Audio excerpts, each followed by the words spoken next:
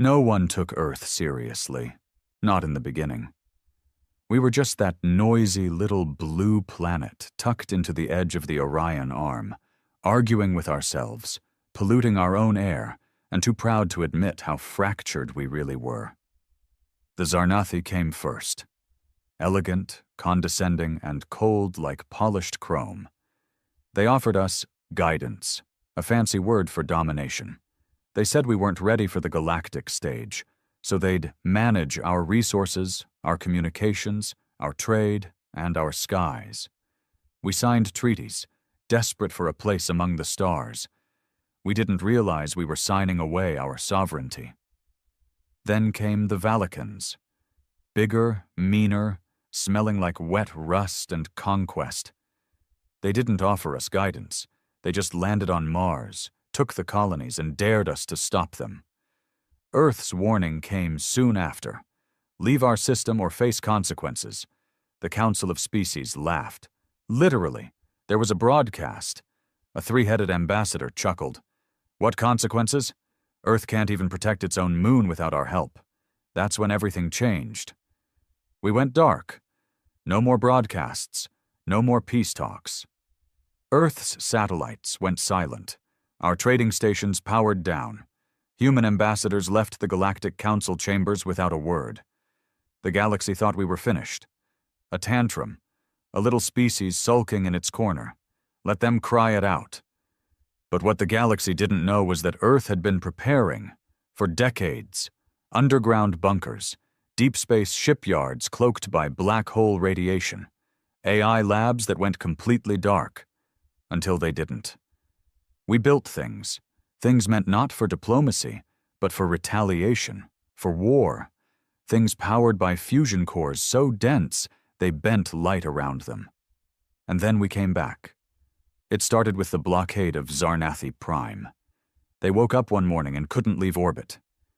Every jump gate was shut down, their long-range scans blinded. Above their capital floated the Leviathan, a warship 20 kilometers long, shaped like a spear with wings of flame. It didn't fire. It didn't have to. It simply broadcast one message. You were warned. Now it's been 72 hours since Earth made its move. Every major civilization that mocked us is now cut off. Human ships, black as the void, silent as death, sit at the mouth of every escape route.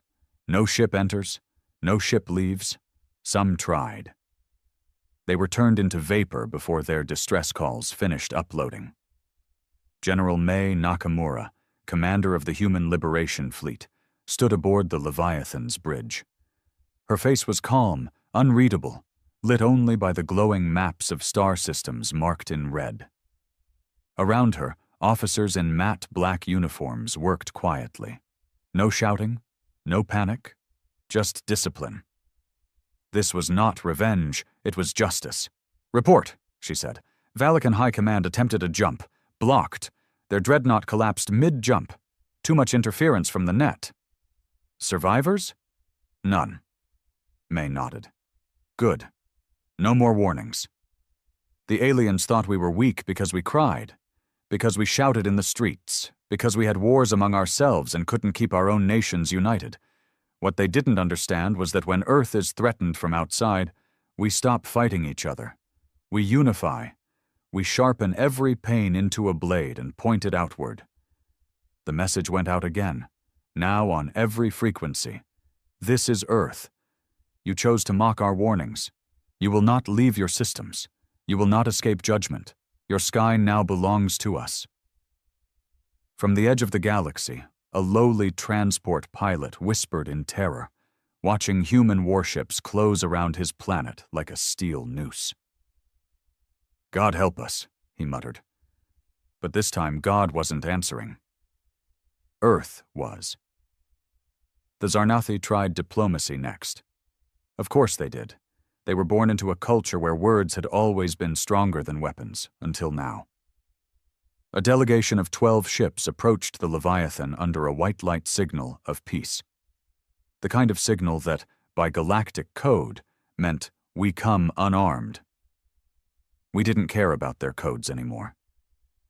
General Nakamura watched their approach in silence. The bridge crew exchanged glances, nervous but focused. There was a time when humanity might have hesitated, when we still believed in second chances. Not now. "Signal?" May asked. "Confirmed peace beacon," said Commander Asher, her second-in-command. "They're broadcasting an open council request. Want to negotiate terms of de-escalation." She didn't even blink. "Target the lead vessel." The crew hesitated for half a second. "Now!" A beam of coherent plasma, blue-white and wide as a city street, split the void. It struck the Zarnathi ambassador ship dead center, slicing it in two like it was paper. The other 11 vessels scattered, panicked. But there was nowhere to run. The Leviathan didn't pursue. It didn't have to. The message was loud and clear. Across the stars, the Council of Species fell into chaos. Emergency meetings, scrambled messages, threats, pleas. Half the galaxy screaming at once, demanding to know how Earth, a once-dismissed, fragmented planet, had become a military ghost empire overnight. What they didn't know was that we were never going to play by their rules again. On Earth, hidden under kilometers of ocean, an AI named Nox Delta ran simulations at speeds no organic brain could match. It had one purpose: strategic superiority. Its memory was built from every war Earth had ever fought, every betrayal, every rebellion, every uprising. It had learned from our history better than we had. And it was pissed. Nox had been feeding the fleet live updates, coordinated swarm launches, counter-strike predictions, psychological profiles of enemy commanders. It didn't just think like a machine. It thought like us at our most dangerous. Some called it our greatest weapon. Others called it our last mistake. Back on the Leviathan, Nakamura moved through the central war room, now lit by rotating holograms of galactic sectors in red. Human warships appeared like red thorns on every system map. Some were manned. Some were ghost fleets, AI only, moving without emotion or fear. "We've blocked 70% of all known jump gates. Civilian populations are panicking," Asher reported. "Food riots on Vorex 6. Zarnathi leaders requesting corridor openings for evacuation." May picked up a datapad and scrolled through a list of intercepted communications. So many begging for mercy, for time, for forgiveness. She dropped the pad on the table like it weighed nothing. "They showed us none. Not when they mined our colonies, not when they sterilized New Jakarta, not when they poisoned our diplomats and laughed." A deep breath, not anger. Cold, steady resolve. "No one leaves, no one escapes. The galaxy wanted to play God with Earth. Now they'll learn what we became in the dark." Somewhere far beyond the Leviathan, a small backwater world named Kyrex watched the stars flicker, only to realize the flickers weren't stars at all, but human ships arriving in silent waves. The planetary governor tried to make a run for it. He didn't make it past the upper atmosphere. We weren't the same species anymore, not after what they did to us. They underestimated our chaos, our fury, our ability to turn pain into fuel. And most of all, they underestimated our patience. We waited in the shadows for decades, built weapons we never tested, trained warriors no one knew existed, learned their systems, their codes, their weaknesses, and when we struck, we made sure everyone felt it. Every escape route, every jump gate, every wormhole, blocked. Because when Earth says, "You were warned," we mean it. Silence had become the galaxy's new anthem. Across systems that once bustled with trade, diplomacy, and interstellar travel, an uneasy stillness settled in. Ships remained docked. Stations flickered with half power. Alien governments, once bloated with pride and bureaucracy, now sat in confusion, trembling behind thick doors and ancient laws that Earth no longer acknowledged. On the Leviathan, the warship's heartbeat was its engine. deep, steady, vibrating the bones of anyone who stood too long in the corridors. General Nakamura stood before a large viewport, her eyes focused on the dead planet of Drazkal, a Valakan forward base once brimming with soldiers, now reduced to molten slag. They had called it a defensive precaution. They had called it a necessary occupation. They had said humans were a volatile race needing oversight. And now it was nothing but a glowing scar in space. "Status?" she asked quietly. Commander Asher approached. "Orbital lockdowns at 91%. Only 3 major species have fleets unaccounted for: the Cathari, the Thonal, and the Remar." Nakamura turned to him, brow raised. "The Remar? They were barely spacefaring last I checked." "Apparently not anymore. One of their moons was a disguised shipyard. They built cloaked, jump-capable destroyers. Intelligence suspects they've aligned with the Valakans since before the treaty collapse." She narrowed her eyes, processing fast. "So even the cowards are preparing to run. Or fight." "No," she said. "They know better than to fight now." Her voice was calm, but underneath it was a cold, pressurized fury, one she had carried ever since her sister died on Titan Station, gunned down by alien enforcers during a compliance raid. No justice had followed. The footage was dismissed as human fabrication. Apologies were never given. Earth was told to discipline its own. Nakamura hadn't forgotten, and neither had humanity. The view screen shifted. A projection of the Jumpgate network lit up in red. Earth's warships sat like spiderweb knots across every critical intersection. Gates were held in perfect silence. No threats issued, no communication. Just presence. The galaxy had never seen fear like this. On Calthar Prime, news stations stuttered through glitching broadcasts, unsure what to tell their citizens. Some tried to claim it was a misunderstanding. Others screamed of genocide, of a species gone rogue. But even as propaganda bloomed, the people knew this wasn't chaos. It was precision. Earth wasn't angry. Earth was done. Back in the Leviathan's war room, the AI interface shimmered into the air. Nox Delta's core avatar took the shape of a child. Eyes too large, voice too soft, eerie in its calm intelligence. "I have completed my analysis," Nox said. 3 systems may attempt unauthorized escape attempts within the next 46 hours. "Recommendations?" May asked. "Deploy Vanta-class silencers. Minimal force. No survivors." She nodded. Asher cleared his throat. "Ma'am, we've received a message from within the Galactic Council." That made her pause. "They're still operating?" she asked, surprised. "Barely. But this one came from a Drenari ambassador. He's requesting dialogue." May stared at him for a long moment. Then she walked to the center table and tapped the holopad. A small recording flickered into the air. The Drenari ambassador, an old, fragile being with translucent skin and visible veins, appeared. His voice quivered with age and desperation. "General Nakamura, Earth, please. We understand now. We see your power, your wrath. But the galaxy cannot survive without diplomacy. There are children on these worlds, artists, healers. They were not the ones who harmed you." The message cut. Silence. Asher looked uneasy. "It's not wrong, ma'am." May didn't answer right away.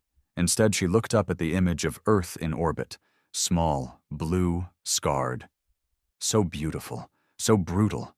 Everything they were doing now was to protect it, not just from aliens, but from ever becoming weak again. She finally spoke. "I'll tell you what's wrong. Where were their healers when our children starved on colonies they blockaded? Where were their artists when our orphanages were bombed for non-compliance?" She leaned in, voice cold. "No one stood for us. No one gave Earth mercy. and now we're supposed to become the better species. Asher nodded slowly. He understood. They all did. Send a reply, she said. Tell him we're listening. A pause. But we don't forget. The message from Earth spread like a virus. It wasn't loud, it wasn't dramatic. It was a simple signal broadcast from the Leviathan and bounced across every known satellite and orbital relay in the Council's network. We remember everything. We forget nothing. That short phrase caused more panic than any weapon Earth had deployed. It wasn't a declaration of war. It was a declaration of memory. And in the galactic community, that was worse. It meant Earth wasn't acting out of anger. It meant Earth was acting out of principle, and principles don't break. In the halls of the fractured Galactic Council, what remained of the old order was crumbling fast. Delegates shouted across empty chairs. Entire species had stopped attending, either too afraid or too ashamed to face what was coming.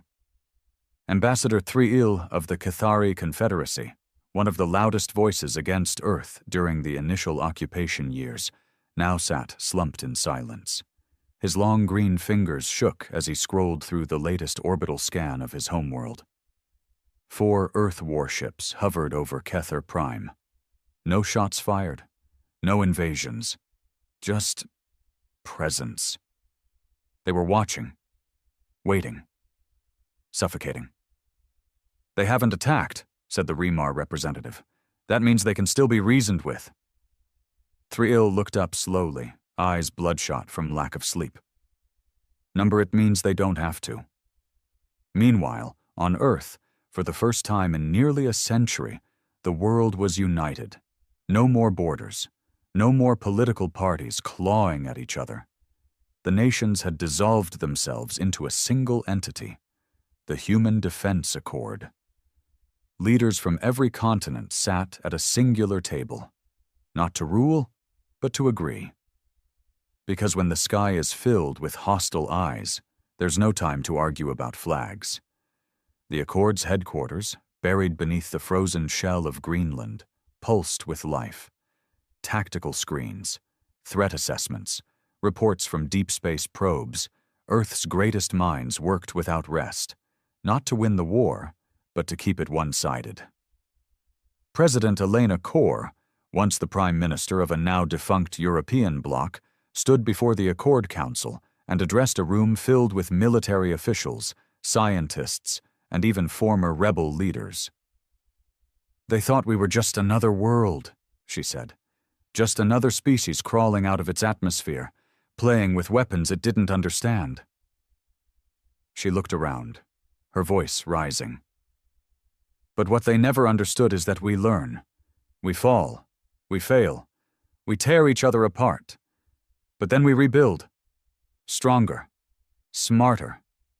Angrier. A murmur of agreement moved through the room. Kor continued. Our fleets hold the skies. Our AIs map every hostile move before it's made. But this is not about pride. It's about prevention. Because we all remember what they did to us when we begged for a seat at their table. The room fell quiet. Back on the Leviathan, General Nakamura sat alone in her private quarters, watching a playback of the Drenari ambassador's plea. His tired, watery eyes, his shaking hands, his words. There are children on these worlds. They were not the ones who harmed you. And yet the children of Earth hadn't been spared. Schools vaporized. Colonial nurseries sealed off and left to freeze. For the greater good of compliance. For balance. She turned the playback off. The door chimed. Enter, she said. Commander Asher stepped in, holding a new datapad. Ma'am, Nox Delta intercepted a deep code transmission. Hidden relay. Unauthorized channel. It's from a resistance group on Zarnathi Prime. Resistance? Yes, civilians, non-military. They're asking us to target military infrastructure only. They want to help bring down their own government from within. That made her pause.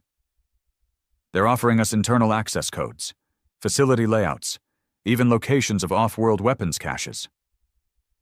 She took the pad and scanned the data. Real codes, Real risks. Real people putting their lives on the line. For us.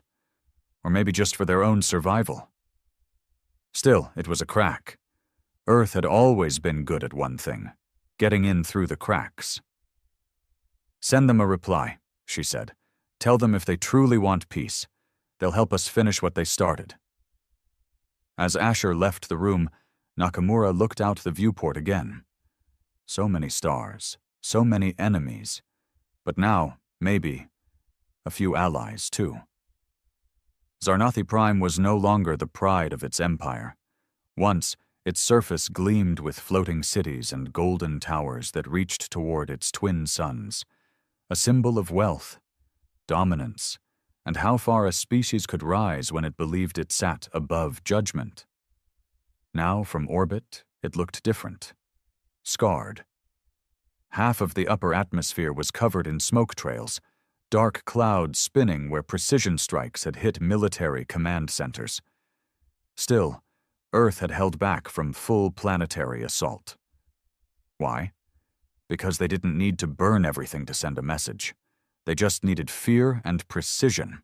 Inside the Leviathan's briefing hall, General Nakamura and Commander Asher sat across from a flickering transmission, holographic images of a man and woman from the Zarnathi underground resistance. Civilian scientists, one missing an arm. The other had a brand seared into his neck, proof he'd once been arrested for associating with humans. "My name is Kel Voren," the man said, his voice raspy from poor filtration air.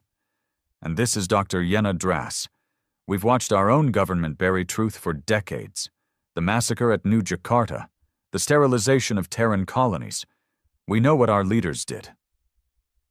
Yenna leaned forward, eyes burning. "We warned them. We begged them to stop before Earth retaliated, but they wouldn't listen. They called you animals, savages." Nakamura said nothing. She didn't have to. Kel continued, more careful now. "We don't ask for mercy. We just want to live. And if that means helping you dismantle the Empire's last defenses from within, so be it." Asher exchanged a glance with Nakamura. "Ma'am, their intel matches what Nox Delta projected. Access tunnels, anti-air emplacements, even internal comms routing." Nakamura finally spoke. "Why now? Why speak up when you had centuries to stop them?" Kel didn't flinch. "Because watching our cities go dark and our leaders vanish into bunkers showed us the truth. Earth was never weak. We were just blind. And now, we're scared. But not of your ships. We're scared of what we might become if we keep living the lie." She stared at them, silent, measuring. Then she nodded.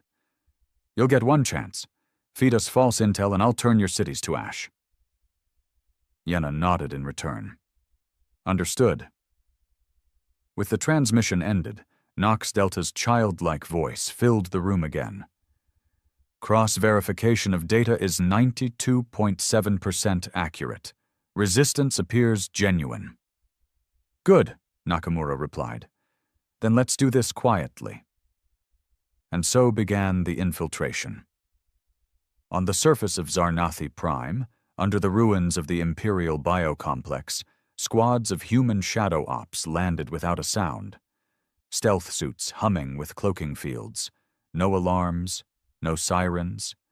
Just ghosts moving through corridors of power that had once mocked their species. They planted EMP disruptors, infected central AI cores with Earth-made worms, and dismantled defense grids that had guarded the planet for centuries. All while the Resistance fed them insider paths and warned of guard rotations. It was surgical, brutal, efficient. Within 48 hours, Earth controlled every major military node on Zarnathi Prime, without a single civilian casualty. But the silence after was louder than any bomb. Across the stars, news of what happened spread fast. Earth hadn't just crushed one of the greatest military empires in the galaxy. They'd done it without open war. They had turned the Zarnathi's own people against them. And that terrified everyone more than fleets ever could. Because now, other resistances started whispering. On Thunal Prime, dissidents began hacking military archives, leaking secrets about government war crimes committed against Earth decades prior. On Velto 7, students held a silent protest outside a planetary tribunal, holding signs in crude English that simply read, "We remember too." The galaxy was crumbling, not because Earth demanded it, but because Earth had revealed the rot. Inside her quarters, Nakamura watched it unfold. This was never about revenge, she whispered to herself. She thought of her sister, the cold body, the lies, the silence. No, this wasn't revenge, it was balance. Then Nox Delta spoke again. "General, you should see this." A new transmission flickered onto the screen. It wasn't from a council, not a resistance. It was from an alien child, terrified, alone, holding up a drawing of Earth's flag with shaky hands. "Please, don't hurt my family. I want to learn your language. I want to be like you." Nakamura stared at the screen, heart suddenly heavier than before. Maybe, just maybe, there was something worth saving after all. The child's face haunted her. General Nakamura had seen countless images of war. Burned cities, mangled bodies, shattered starships drifting through the void. But nothing gripped her like the trembling hands of that alien child, clutching a paper with Earth's flag scrawled in messy lines. It wasn't just fear, it was hope. She stood in the Leviathan's observation deck long after the transmission had ended, hands clasped behind her back, eyes fixed on the dying light of Zarnathi Prime. The planet was quiet now. Power grids down, military forces dismantled, and a new provisional council, half human advisors, half local resistors, struggling to hold it all together. Commander Asher stepped up beside her, silent for a moment before speaking. "You're thinking about the kid, aren't you?" She didn't answer immediately, then quietly. "He shouldn't know who we are, not like this." "Maybe not, but he does, and he's not the only one." That message went viral across over 40 systems. Every outer world saw it. She finally turned to him. "We weren't supposed to be their monsters." Asher sighed. "They made us monsters. We just learned how to survive being one." In the war room, the briefing screens flickered to life again. Nox Delta's avatar shimmered above the table, voice as emotionless as ever. "New galactic chatter detected. The Thunal High Command has initiated evacuation protocols. Multiple colony worlds are abandoning their outposts. Orbital traffic has increased 600% in the last 24 hours. "Trying to run," Nakamura muttered. "They know we're coming." But this wasn't victory. It was something else. Something murkier. The line between justice and domination was blurring by the day. Nox continued. "A message has been received from Thonal Chancellor Rezeth, requesting emergency talks under the terms of the Old Concords." Asher's brow furrowed. "The Old Concords? Those haven't been honored in over 2 centuries. "Exactly," Nakamura said. "They're desperate." She approached the console, arms crossed. "Play the message." The Chancellor's image appeared, tall, insectoid, regal, but clearly rattled. His voice chittered, slightly distorted by static. "General Nakamura, I speak not only for the Thunal Dominion, but for all who remain in the Council's shadow. We acknowledge Earth's supremacy. We recognize our crimes. But continued aggression will destroy not just the guilty, but the innocent, the helpless, the unborn. Let us rebuild, together. Let us make amends before the galaxy bleeds dry." The message ended. Asher gave her a long look. "That's the first real apology we've heard." "It's not an apology," Nakamura said. "It's a plea. But maybe that's all we need right now." She looked back to the viewport. So many stars, so many enemies. But now, cracks of something else. Fear, yes, but also regret, awareness, maybe even guilt. "What's the state of our fleets?" she asked. "All major jump gates are under Earth control. Our blockades are holding. No unauthorized traffic. Resistance movements are spreading faster than expected. Half the Outer Rim governments are quietly switching sides just to avoid war." "And casualties?" Asher hesitated. "Less than 1,000 enemy combatants. Minimal civilian losses. We've kept it clean." Good. But the question still rang in her mind. How long could it stay clean? Later that evening, in the Leviathan's personal archive wing, Nakamura stood alone in front of a digital wall of memory. Thousands of names scrolled past. Humans who had died in silence, in the dark, across galaxies that had turned their backs on Earth. Each name was linked to a record, a face, a date. She reached out and touched one. Kaori Nakamura, age 29, civilian medic, Titan Station massacre, her sister, her reason for this war. She whispered to the name, "We're not done yet. But maybe there's another way." She turned and left the room, heart torn between vengeance and vision. The galaxy had watched Earth rise from ashes. Now it was watching something stranger, something new. Because Earth, the once broken world, wasn't just teaching fear anymore. It was teaching truth. And maybe, just maybe, it could teach mercy next. The war room was silent. For the first time in weeks, no alarms blared. No emergency transmissions screamed through the channels. The maps showed stability, uneasy, fragile, but real. Earth's fleets held every jump gate. Resistance movements on over 20 alien worlds had deposed their regimes. The stars, for once, didn't look so hostile. But peace, Nakamura knew, was not the absence of war. It was the quiet before the next strike. Commander Asher leaned against the edge of the tactical table, scrolling through reports. Chancellor Rezeth's request for a peace summit is gaining traction. 6 other former Council species have signed on. They want to meet at Viralan Station. Neutral ground. Symbolic location. Nakamura frowned.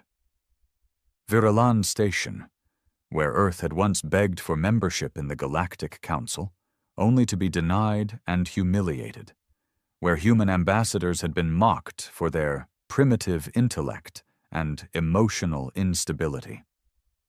The same station where her sister had once stood, offering Earth's medical research for shared use, only to be ignored. She turned to Nox Delta. Their sincerity? Probability of genuine diplomatic intent, 74.3%, the AI replied. Margin of deception still possible, high risk of political maneuvering. Asher tilted his head. Do we give them the chance? Nakamura didn't answer immediately. Instead, she asked, "What do our people say?" Asher hesitated. There's a divide. Some want to accept the offer. They say Earth has already won. We've proven our strength. No need for further bloodshed, but, she pressed. Others say we've only just begun.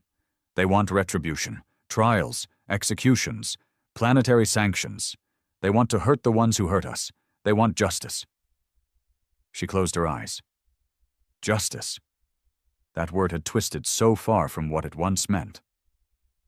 I'll go, she said quietly. Asher blinked. You'll attend the summit? I'll hear them out, on one condition. He straightened. Which is?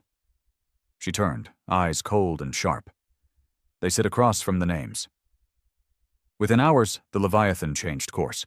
Earth's most feared flagship became a peace envoy, though no one truly believed it. As the ship broke orbit, a transmission spread through every known system. Earth accepts the summit. The truth will be remembered. Viralan Station loomed ahead, a massive silver ring built around an ancient moon. Neutral space, long abandoned, now cleaned, refitted, and prepared for the meeting that would shape the future of the galaxy. When Nakamura stepped onto the platform, the silence was deafening. No applause, no honor guards, just fear wrapped in formality. Across from her stood representatives from over a dozen species, the proud, the broken, the quietly ashamed, all of them flanked by security forces, yet visibly restrained, as though any wrong word might ignite the wrath Earth had become known for. Chancellor Rezeth rose first. His exoskeletal limbs clicked softly as he bowed, a motion once unthinkable from a Thunal. "General Nakamura," he said, "we thank you for coming." She gave no such courtesy in return. She simply gestured toward the wall behind her. A hologram flared to life. A long, endless stream of names began scrolling down. Human names, civilian names, children, doctors, teachers, colonists, soldiers. All of them lost during the years the Council ignored Earth's cries for aid. Gasps filled the room. Some lowered their heads. Others shifted uncomfortably. "These," Nakamura said, "are not numbers. These are not statistics. These are people you allowed to die, people you condemned in silence." Her voice did not tremble. "You want peace? Then look them in the eye." She stepped aside. One by one, the delegates were forced to walk past the wall of names, 1,000 souls staring back. No shields, no excuses. And as they walked, Nakamura watched their faces shift. Not from fear, but from shame. Maybe for the first time. The Thunal Chancellor finally stood before the display, trembling. "We were wrong," he whispered. "We were so terribly wrong." Nakamura gave him a single nod. "Now," she said, "let's talk about the future. And what you're going to give back." Because Earth didn't come for revenge. It came for accountability, and it wouldn't leave without it. The summit chamber was quiet now. The air felt different, heavier, as though the ghosts of Earth's past had finally entered the room. For hours, the delegates had argued, pleaded, made offers wrapped in political language, but General Nakamura remained unmoved. This wasn't about politics anymore. It was about debt, and Earth had come to collect. Chancellor Rezeth sat with his hands folded, antennae drooping low. The arrogance of the Thunal Empire had melted away, leaving only a tired creature who'd lived too long at the top. He cleared his throat. "We propose reparations, resources, access to scientific archives. We will cede planetary sectors, even dissolve military blocks. Just don't destroy what's left of us." Nakamura stared at him, then shifted her gaze to the others. Velto scientists, Zarnathi nobles, a trembling young ambassador from Kor. "You still don't get it." The Kor ambassador spoke up, her voice soft. "Then help us understand." Nakamura stood and stepped toward the center of the room, her voice low, but every word struck like a hammer. "You let Earth bleed. You watched as we were hunted, mocked, dismissed. You funded the sterilization of our colonies. You called us beasts, less than sentient. Even as we begged for help, you laughed behind your thrones." She paused. "And now that the monsters you created wear uniforms and pilot ships that block every jump gate you once controlled, you ask for peace." The silence was suffocating. "But Earth doesn't want your peace," she continued. "We want truth. We want your children to learn about what you did. We want every planet to know the cost of turning your back on humanity." She raised a small data core and tossed it onto the table. "Inside that is the archive of silence. Every document you buried, every war crime you denied, every Terran soul you erased. We've recovered it all, and starting tomorrow it goes public, across every network, in every tongue." Rezeth looked panicked. "That would collapse entire governments." "Good. You'd trigger civil unrest." "I hope so." He slammed his fist on the table. Then what do you want from us? She leaned in, calm as a winter storm. We want to rebuild the galaxy on our terms. A screen lit up behind her, displaying a logo never seen before, an Earth flag entwined with the symbol of Nox Delta, the eye that sees everything. The Accord of Origin, she said, a new galactic coalition led by Earth, forged by those who survived you, open to all who acknowledge the truth, but with one rule: never again will silence be tolerated. The alien leaders looked around at one another, seeing the same fear mirrored in each other's eyes. But something else too. Possibility. Asher stepped forward, placing a datapad in front of them. You'll disband the old council. Stand trial for your roles. Publicly. No backroom deals. Your scientists will share tech. Your borders will open. And your people will learn Terran history, unedited. And if we refuse? Asked one trembling Velto. Nakamura turned slowly. Then Earth stays in the sky, forever. The meaning was clear.